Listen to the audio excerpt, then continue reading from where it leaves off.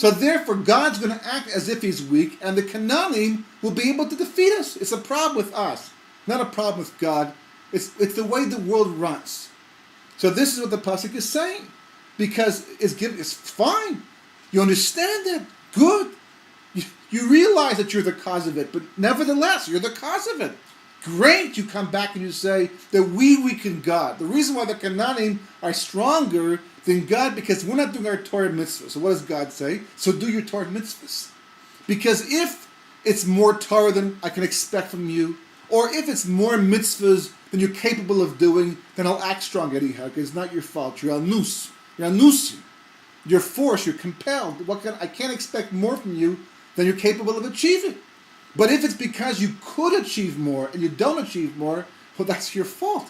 I may be weak because of you, but you're the one who's weakening me. Because that's the system. That's the way the system actually runs. So we end up Yom Kippur, and this is the last parshah basically until after Sukkot, when we begin once again with Rosh with Parashas, because Zos HaBrocha is going to be in Simchas Torah. We're trying to have a shear to deal with that in Simchas Torah itself, B'ezras Hashem. But we end up Yom Kippur with the words Hashem Hu Elokim, and we say this 7 times. Your finger is Hashem Elokim, right? And we say other things as well, but that's the main thing. And Chazal explained that the reason why we do this because from the beginning of Elul until that moment in time, at the end of Ne'ilah, the end of Yom Kippur, HaKadosh Baruch Hu's come close to the Jewish people. He's come into the world more. There's more of a gilu, there's more of a revelation of God's presence the entire time. That's what's going on. Why? Anila Doldi Vadoldi Li. Elul is the Rosh Tevas of the words Anila Doldi from Shir Shirim, I am to my beloved, and my beloved is to me, telling us that this is the time to do tshuva. This is the time that God is reaching out to the Jewish people, so therefore the Jewish people ought to reach out to God. And it's a very close and intimate relationship that weaves through the entire period of Elul. Rosh Hashanah is a climax in terms of the connection of the Jewish people with their melech, with their king.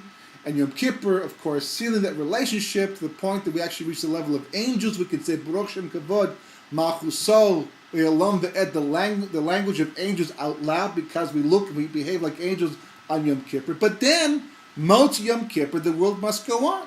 Life has to go on. History has to continue. And free will has to exist until Mashiach finally comes. So therefore, the Shekhinah, the divine presence which came down into the world more so for 40 days, is now beginning to retreat level of heaven by level of heaven, which there are 7.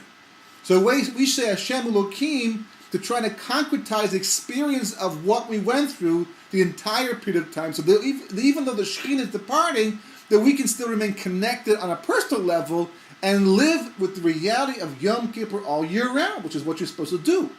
The next year's tshuva and vidu is basically grading ourselves on how much we were able to do this on an ongoing daily basis. So Kabbalah explains, Hashem Hu Elokim. Moshe goes down to Mitzrayim and he speaks to Paro and says to Paro, I come in the name of Hashem. Elokim he recognizes, Rashi points out, that's the reason why he drowned the children in the river. Because he knew that Elokim runs the world, and Elokim works midah keneged midah, measure for measure.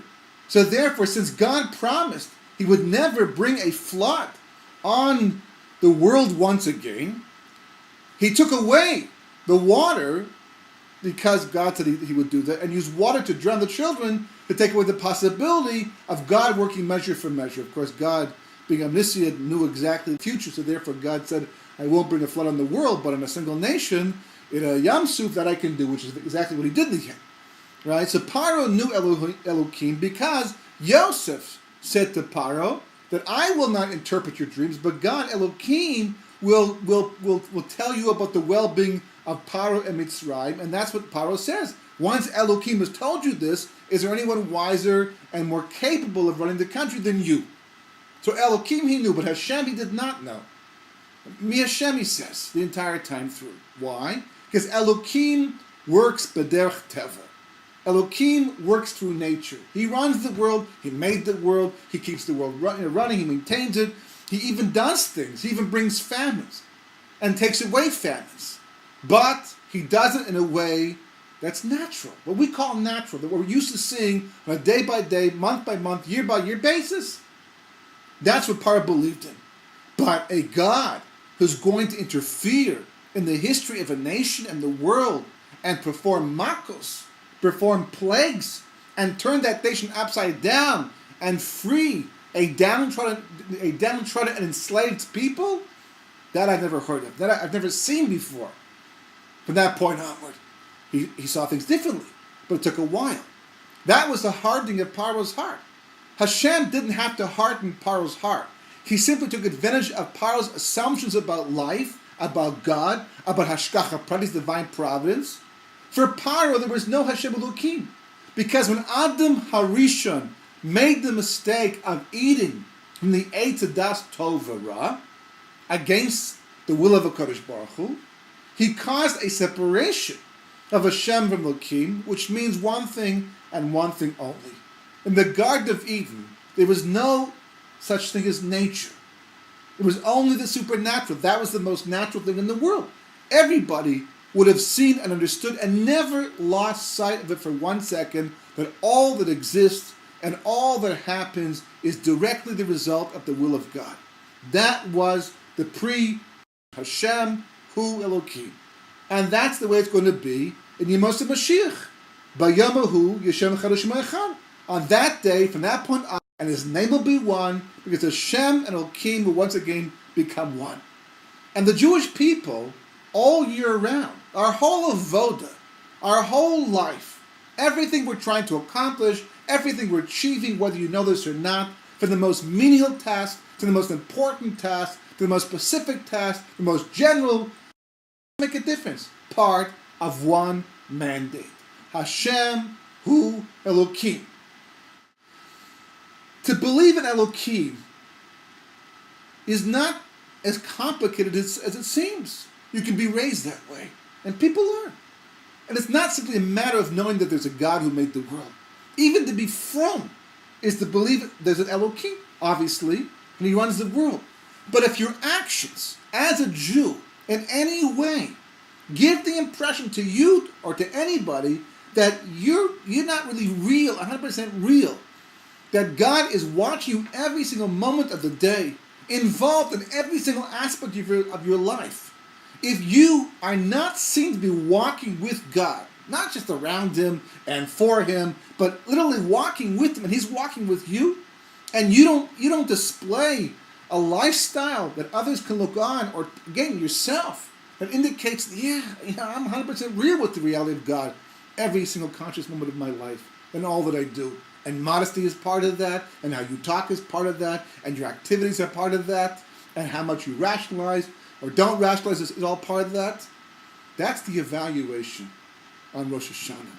How real were you with Hashem Hu Elokim? That's it. Right? Elokim, you believed, you wouldn't be here standing in shul, you wouldn't be celebrating Rosh Hashanah, or the Tzeres Tshuva, or Sukkot, or whatever you're doing all year round, putting on tefillin, or even just putting on a kippah. When you go to some type of event, you wouldn't be doing it if you didn't believe in Elokim. It's the Hashem part that concerns me. How real are you with that? That is totally measured by how you live your life, how you talk, how you behave, your level of consciousness, of spiritual consciousness, and how you connect to the world around you. That's the whole evaluation. Rosh Hashanah. That's the din. We should be zoiche to know the metzius of Hashem Elokim.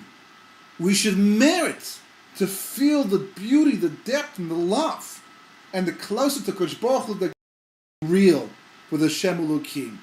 And through that merit to live into the period of time when Hashem Elokim will be the reality for everybody, and we'll know the peace we all long for, and national perfection we all strive to achieve.